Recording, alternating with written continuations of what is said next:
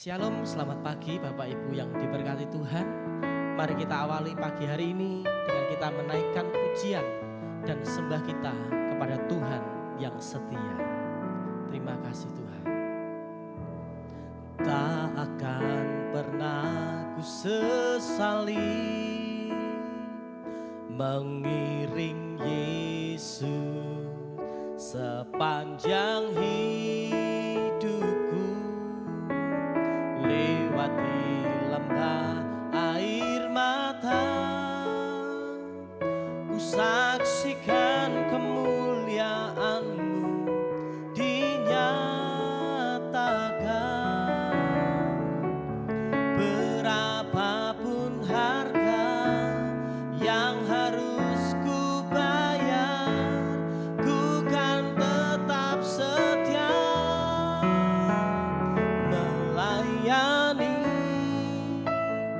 mengasihi-Mu, mengiring-Mu seumur hidupku. Janji-Mu kan tetap ku pegang teguh sampai ku dapat mahkota kehidupan. Terima kasih Tuhan. Tak akan pernah ku sesali mengiring Yesus sepanjang hidupku. Lewati lembah air mata, ku saksikan kemuliaan-Mu dinyatakan. Berapapun harga yang harus ku bayar, ku kan tetap setia melayani, mengasihi-Mu, mengiring-Mu seumur hidupku. Janji-Mu kan tetap ku pegang teguh sampai ku dapat mahkota melayani, mengasihi-Mu, mengiring-Mu seumur hidupku. Janji-Mu kan tetap ku pegang teguh sampai ku dapat mahkota.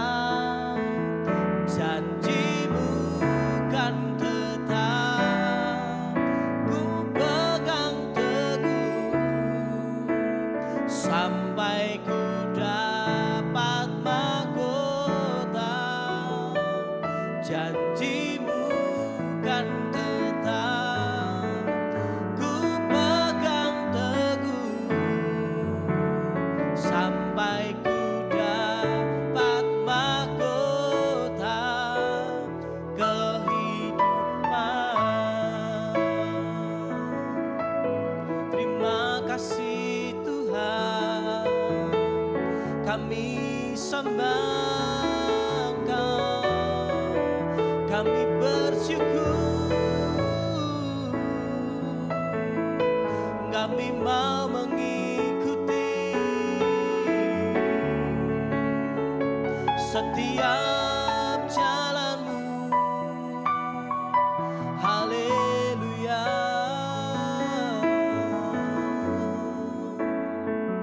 Terima kasih Tuhan, Kau yang layak disembah, layak ditinggikan, layak diagungkan Tuhan.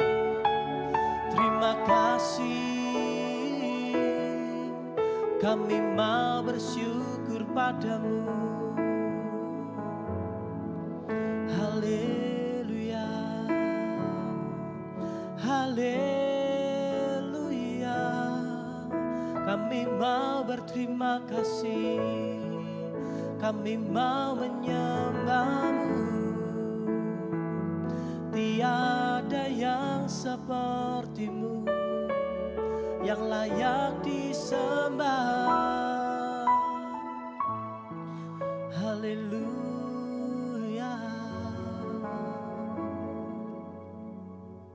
Terima kasih Tuhan, kami mau melayani,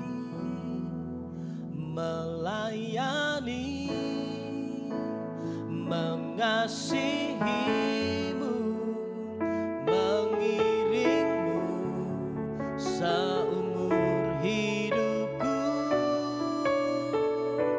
Janjimu kan tetap ku pegang teguh, sampai ku dapat mahkota, melayani, mengasihimu, mengiringmu seumur hidupku. Janjimu kan tetap ku pegang teguh, sampai ku dapat mahkota. Janjimu kan tetap ku pegang teguh, sampai ku dapat mahkota kehidupan. Kami mengucap syukur Tuhan buat pagi hari ini, bahwa janjimu iya dan amin dalam hidup kami. Bahkan firman-Mu Tuhan akan meneguhkan, bahkan menguatkan setiap hidup kami. Dalam nama Yesus kami siapkan hati kami. Haleluya. Amin. Shalom, selamat pagi Bapak Ibu yang dikasihi Tuhan. Memasuki hari ini mari kita bersama-sama untuk merenungkan firman Tuhan yang kita pakai sebagai bekal di dalam kehidupan kita. Dan hari ini sering kita membayangkan atau menggunakan sebuah pertanyaan ataupun sebuah slogan di dalam kehidupan kita. Satu misal, kita menggunakan kata-kata di dalam kehidupan kita, yaitu banyak jalan menuju Roma. Nah, banyak jalan menuju Roma ini adalah sebuah kalimat peribahasa di mana sering kita dengar, bahkan juga sering kita pakai. Ini merupakan suatu kalimat sebagai harapan ketika kita berada di dalam satu masa tidak punya jalan keluar. Jadi masih ada jalan lain. Jadi pakai banyak jalan menuju Roma. Tapi kalau kita mau jujur, apakah banyak jalan menuju Roma ini merupakan benar-benar sebuah harapan untuk menuju satu tujuan? Ketika kita mengalami sebuah pencobaan, sebuah masalah, memang sering kita gunakan kata-kata atau peribahasa banyak jalan menuju Roma itu sebagai sebuah motivasi. Sebuah motivasi bahkan juga merupakan solusi yang dianggap baik untuk menghadapi suatu masalah. Tetapi hari ini kita akan belajar bagaimana kita sebagai orang-orang percaya untuk memahami kalimat ini. Banyak jalan menuju Roma. Benarkah di dalam kehidupan kita banyak jalan menuju Roma? Maka hari ini kita pakai sebuah judul, memahami jalan Tuhan.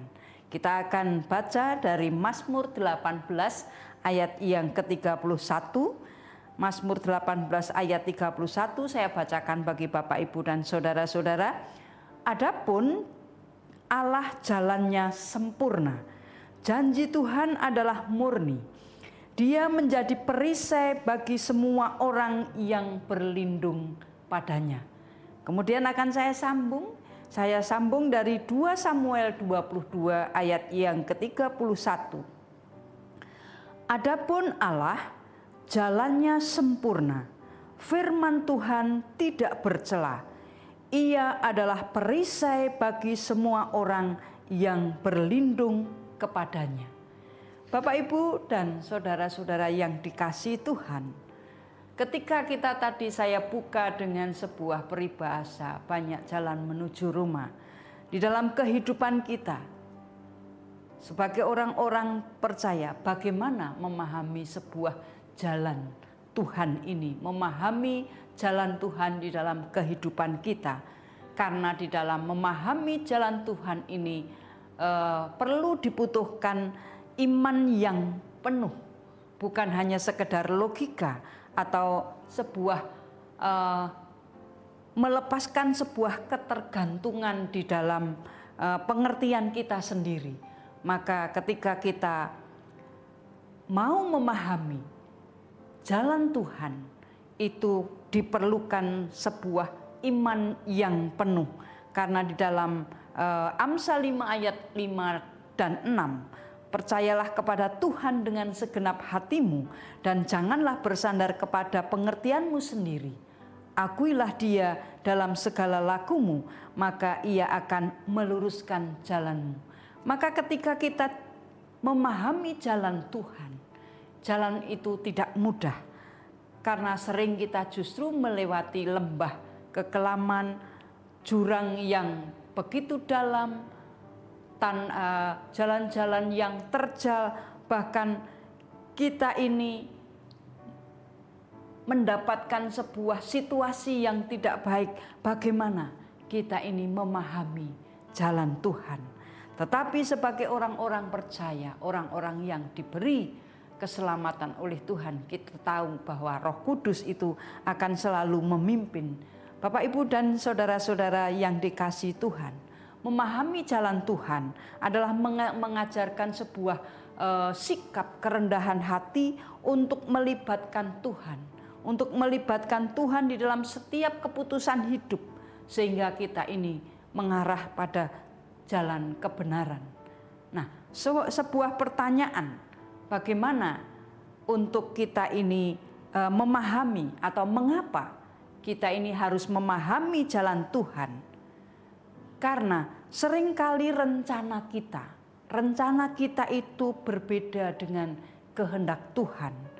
Bahkan rencana kita, apa yang kita rencanakan jauh dari rencana Tuhan.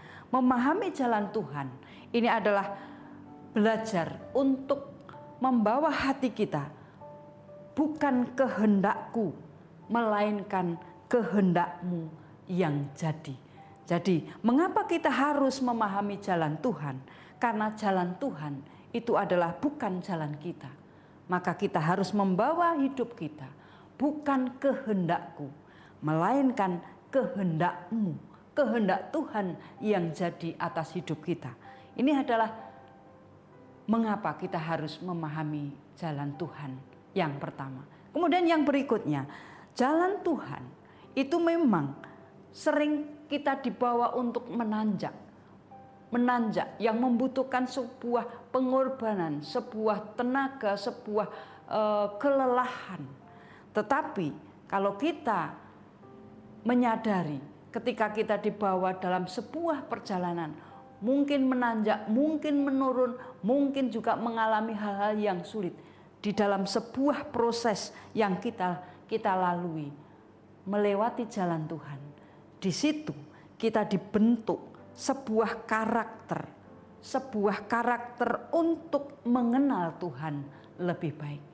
Jadi memahami jalan Tuhan itu adalah menerima di dalam sebuah perjalanan, baik di dalam suka maupun duka, karena di situ Tuhan membentuk sebuah karakter.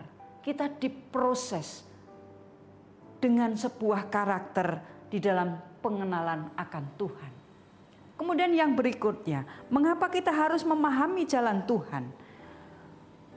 Bukan Tuhan tidak memberi tujuan yang baik, tetapi ketika kita berjalan bersama Tuhan di dalam sebuah ujian, tentu di situ tujuannya akhir adalah damai sejahtera. Ada hal yang baik, maka penyertaan Tuhan itu tidak hanya sekedar tujuan, tetapi penyertaan Tuhan bersama kita membawa kepada tujuan yang luar biasa baik. Jadi memahami jalan Tuhan itu adalah bagaimana membawa hidup kita untuk berjalan bersama Tuhan di dalam ujian kehidupan yang kita lalui di dalam kehidupan kita sehari-hari.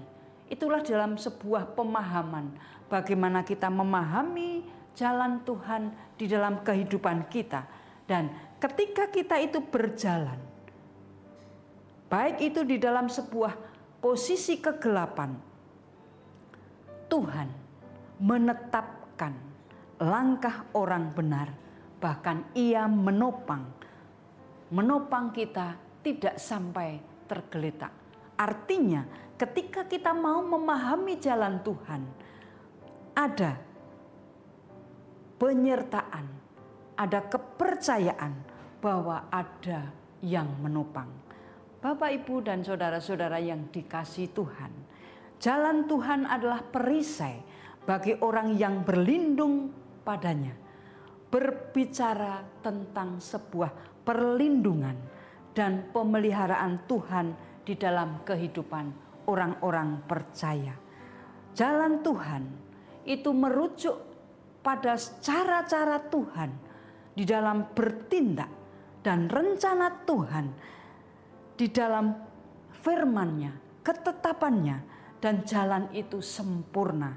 Maka yang namanya perisai bukan hanya perisai berlindung secara pasif, tetapi perisai itu adalah secara aktif melindungi, membela, menjagai pada orang-orang yang menaruh kepercayaan pada Tuhan dari sebuah mara bahaya, mungkin juga dari musuh dan sebuah ketakutan. Jadi perisai di sini bukan hanya secara pasif, tetapi justru menjadikan perisai yang aktif, karena di situ ada perlindungan, ada pembelaan, dan ada penjagaan. Memahami jalan Tuhan merupakan perisai di dalam kehidupan kita. Kemudian ketika kita memahami jalan Tuhan untuk merasakan bahwa itu sebagai perisai, sebagai perlindungan kita, apa yang harus kita bawa ke sana? Bahwa kita harus benar-benar mengandalkan di dalam kehidupan kita itu sepenuhnya kepada Tuhan. Karena di situ ada sebuah kepastian walaupun di dalam keadaan yang sulit, tetapi pasti jalan Tuhan itu adalah membawa keselamatan di dalam hidup kita. Lalu bagaimana Bapak, Ibu, dan saudara-saudara yang dikasihi Tuhan? Kalau tadi sudah kita pahami mengapa kita harus memahami jalan Tuhan. Lalu bagaimana untuk menjalani itu? Di dalam Amsal 3 ayat yang ke-5 sampai ke-6 yang tadi sudah kita baca. Di situ dikatakan, percayalah kepada Tuhan dengan segenap hatimu, dan janganlah bersandar kepada pengertianmu sendiri. Artinya dengan segenap hati, sepenuhnya, 100% untuk percaya kepada Tuhan. Dan tidak boleh bersandar pada pengertian kita sendiri. Artinya tidak boleh kita mengandalkan kekuatan kita sendiri. Dan di situ juga dikatakan, akuilah Dia dalam segala lakumu, maka Ia akan meluruskan jalanmu. Ketika kita memahami jalan Tuhan di dalam kehidupan kita, Tuhan akan meluruskan jalan hidup kita. Dan jalan Tuhan adalah jalan yang terbaik. Jalan Tuhan menuju kekekalan, dan jalan Tuhan itu adalah membawa kita di dalam situasi-situasi yang penuh dengan kebahagiaan. Dan Kemudian bagaimana kita untuk memahami jalan Tuhan? Yang berikutnya adalah membuat sebuah komunikasi dengan Tuhan, supaya kita terhubung di dalam proses berjalan dengan Tuhan, memahami jalan Tuhan melalui doa, melalui firman Tuhan, supaya kita di dalam memahami jalan Tuhan itu dibukakan, disingkapkan jalan kebenaran bagi hidup kita. Kemudian yang berikutnya, bagaimana cara kita memahami jalan Tuhan, yaitu melibatkan Tuhan di dalam kehidupan kita. Melibatkan artinya apapun yang kita lakukan, bahkan sebelum kita bertindak, kita harus melibatkan Tuhan. Seringkali di dalam kehidupan kita bertindak hanya mengandalkan kekuatan, mengandalkan kepandaian kita, pengertian kita sendiri. Tetapi di sini melibatkan Tuhan itu masuk di dalam sebelum kita bertindak, sebelum merencanakan segala sesuatu, meminta Tuhan untuk terlibat di dalam perencanaan hidup kita. Kalau Tuhan itu terlibat di dalam perencanaan hidup kita, kita yakin dan percaya di dalam sebuah proses untuk melakukan sebuah perencanaan itu akan tetap dibimbing Tuhan di jalan Tuhan. Bapak, Ibu, dan saudara-saudara yang dikasihi Tuhan, itulah memahami jalan Tuhan. Maka ketika kita di dalam sebuah pergumulan, di dalam kesesakan, kita tidak lagi menggunakan peribahasa banyak jalan menuju rumah, tetapi hanya satu jalan Tuhan. Itulah memahami jalan Tuhan di dalam kehidupan kita. Maka jalan Tuhan itu menjadi sebuah alternatif yang paling baik di dalam hidup kita. Kita mengerti akan arti peribahasa itu, tetapi kita orang-orang percaya hanya punya satu, yaitu jalan Tuhan yang membawa di dalam kehidupan kita semakin hari semakin baik, semakin hari semakin dibawa di dalam sebuah kemenangan.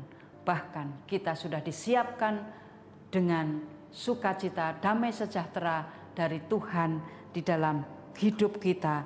Karena Tuhan sudah berjanji membawa di dalam hidup kita, Ia adalah perisai bagi semua orang yang berlindung padanya. Selamat pagi, selamat beraktivitas. Tuhan Yesus memberkati.